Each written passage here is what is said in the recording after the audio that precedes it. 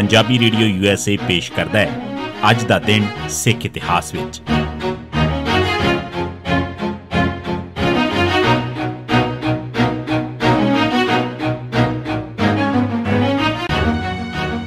सिख इतिहास दीआं घटनावां च 3 अप्रैल का दिन 1708 चित्तौड़ के किले के बाहर पालित जोरावर सिंह ते 20 सिख मुसलमान चौकीदारां ते बहादुर शाह दीआं फौजां नाल लड़दे मारे गए। गुरु गोबिंद सिंह जी दक्षिण वाल जा रहे सन तां ओह राह विच आगरा के नेड़े इतमादपुर भी रुके। इत्थे पालित जोरावर सिंह भी पुज गया ते गुरु साहब नाल रहण लग पिया। इतमादपुर तो राजपूताना के कई नगरां च हुंदे होए गुरु साहब 1 अप्रैल 1708 के दिन चित्तौड़ पुजे। चित्तौड़ विच एक बड़ा पुराना राजपूतां दा किला सी। 3 अप्रैल 1708 के दिन पालित जोरावर सिंह 20 साथियां ते भाई मान सिंह निशान जी नूं नाल लैके ये किला वेखण गया। किले ते 125 मुगल फौजी तैनात सन। उन्हां पहरेदारां ने सिखां नूं किले अंदर वड़न की इजाजत न दित्ती ते आख्या कि इस किले च कोई गैर मुसलमान दाखल नहीं हो सकदा। बहस हौली हौली धक्का मुक्की च बदल गई। इस दे नाल ही दोवां धिरां विचकार लड़ाई शुरू हो गई। इस लड़ाई च 100 के करीब मुगल सिपाही ते 20 सिख मारे गए। इन्हां च पालित जोरावर सिंह भी शामिल सी। इस वेले उन्हां दी उम्र 11 साल 3 महीने 10 दिन सी। पालित जोरावर सिंह का जन्म भाई नथूराम लोटे तरखान ते माता पिखी के घर 24 दिसंबर 1696 के दिन बसी पठाणा महला बेड़ा विच होया सी। उस बारे यह भी जिक्र आउंदा है कि वह साहिबजादा जोरावर सिंह तो एक दिन वड्डा सी।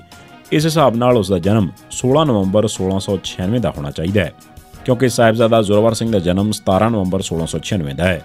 पर पालित जोरावर सिंह के भरावां ने उस दियां जो यादगारां बनाईयां होईयां ने उत्थे उसका जन्म दिन पोह सुदी इकादमी संमत 1753 बिक्रमी यानी 24 दिसंबर 1696 के हिसाब नाल ही मनाउंदे ने। पालित जोरावर सिंह के पिता आनंदपुर साहिब च गुरु गोबिंद सिंह जी के दरबार सेवा करते सन। उन्हां दी माता बीबी भिखी गुरु परिवार की टहल सेवा करया करदी सी। बीबी भिखी ने साहिबजादियां दा पालन पोषण करन च भी बड़ी मदद की। भावें बीबी भिखी माता जी की टहलणी सी पर वह एक वड्डे घर दी धी सी। उसके पिता बाबा भाना फसलां कच्छण वाले सरकारी कच्छी यानी कानूगो सन। पालित जोरावर सिंह ने अपनी सारी जिंदगी आनंदपुर साहिब च गुरु साहब के घर ही बिताई। वो साहिबजादियां दे नाल ही पलिया सी। गुरु साहब ने उसनूं अपने बच्चों वांग ही रखिया सी। एक बार पालित जोरावर सिंह ने साहिबजादा जोरावर सिंह नाल कुश्ती की ते उसनूं हरा दिता। इस ते गुरु साहब ने आख्या ये पालित भी साडा ही बेटा है। 1924 विच भावें बब्बर अकाली लहर खत्म हो गई सी ते इक्का दुक्का बब्बर ही अजे एक्शन करते रहंदे सन। इन्हां च एक ज्ञानी हरबंस सिंह सरहाला कलां भी सी, जिसनूं 3 अप्रैल 1944 के दिन फांसी दी गई।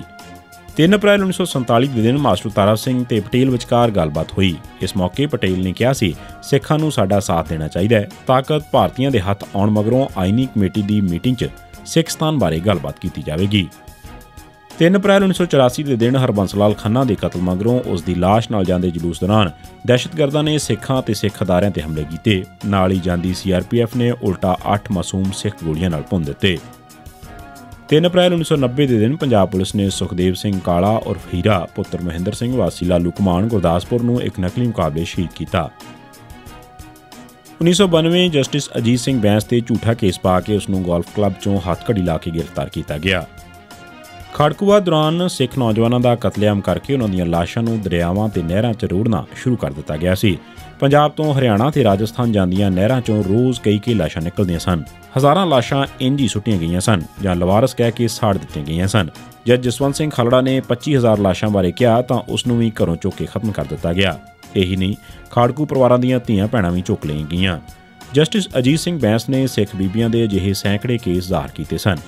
एक साबका जज जस्टिस बैंस नूं इंसाफ मंगण की सज़ा देण वास्ते पंजाब पुलिस ने उन्हां नूं 3 अप्रैल 1992 नूं हथकड़ी ला के गिरफ्तार करके जलील किया। तकरीबन 1 साल केस चलन मगरों जस्टिस बैंस बरी होए। उन्हां बारे पूरी जानकारी मनुखी हक्कां दा मसीहा जस्टिस अजीत सिंह बैंस खोजी काफिर की किताब चों पढ़ी जा सकती है। इसी सिख इतिहास दीआं घटनावां च 3 अप्रैल का दिन।